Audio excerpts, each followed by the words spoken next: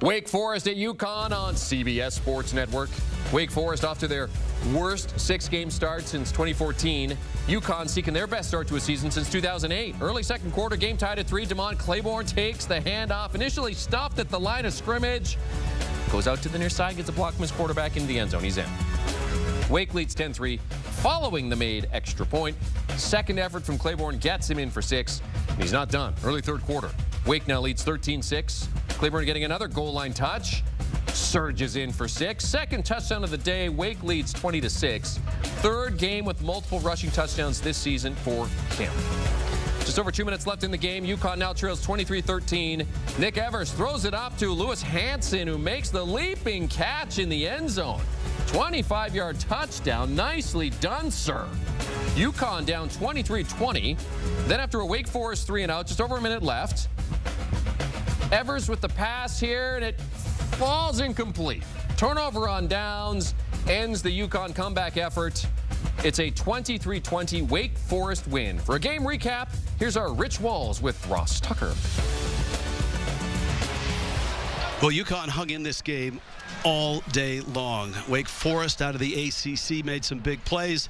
It came down to a play that has a lot of controversy around it. Certainly Jim Moore, the UConn head coach, wasn't happy. It was 4th down. They needed the first. It looked like pass interference. Yeah, I mean, listen, we've watched it a bunch of times now. Glasker gets there early against Gathings. He's driving him forward as the ball's coming.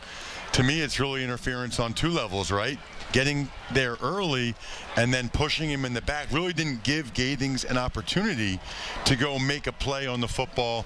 You really have to call that, I think, at any level.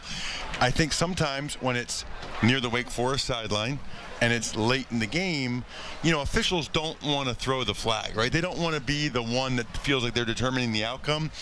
In that case, that's one where you have to throw it. And I really believe, Rich, if that was on the UConn sideline, the UConn sideline would have went crazy and the official would have thrown him. It's kind of crazy to think about it that way. Yeah, you have to almost separate that play now to analyze both performances for these teams. And I think for Wake Forest, they had a breakthrough defensively in this game. Unbelievable. I mean, they've been one of the worst defenses in all of college football, and they totally stuffed UConn's rushing attack all game. I mean, this is a UConn team that was averaging over 40 points a game at home, and they were only able to get 20 because of that defense by Wake Forest. By far, their best performance on that side of the ball all year. And so the Demon Deacons now at 3-4. They hope this jump starts the rest of their season as they head back into the ACC. And for UConn, tough one to take, but they're still 4-3.